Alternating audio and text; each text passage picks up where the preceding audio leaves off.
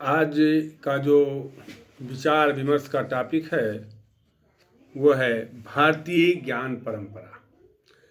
तो सबसे पहले मेरा विचार ये है कि भारतीय ज्ञान परंपरा में प्रथम पायदान पर विद्या थी और कहा गया है सा विद्या या विमुक्तये, अर्थात विद्या से मोक्ष की प्राप्ति होती है।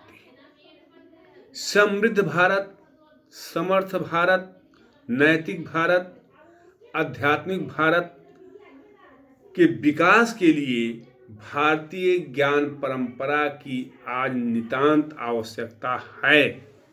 भारतीय ज्ञान परंपरा को हम झुठला नहीं सकते हैं और भारतीय ज्ञान परंपरा जो है वो हजारों साल पुरानी है और इसमें आधुनिक विज्ञान से लेकर प्रबंधन तक के कई क्षेत्रों के लिए ज्ञान का भंडार है।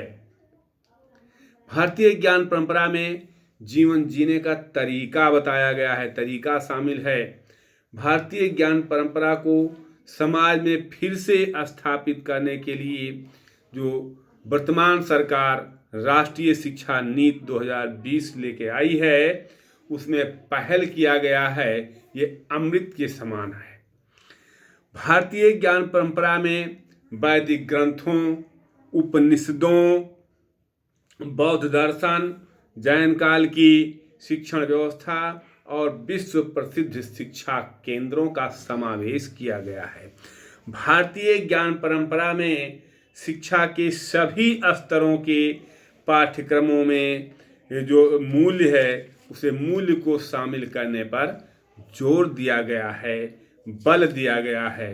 भारतीय ज्ञान परंपरा की बात अगर आप करें तो निश्चित तौर पर ज्ञानार्जन की परंपरा हमारे देश में आदिकाल से रही है। ज्ञानार्जन करना, ज्ञान की खोज करना और उसका उपयोग करना, अगर उपयोग ना किया जाए तो बेकार है। तो हमारे यहाँ ज्ञान की खोज करना और उसका उपयोग करना दोनों भारतीय ज्ञान परंपरा में शामिल है। वेद को भारतीय जीवन दर्शन का स्रोत माना गया है, जो वांछित की प्राप्ति और अवांछित को दूर करने के लौकिक उपायों को व्यक्त करते हैं।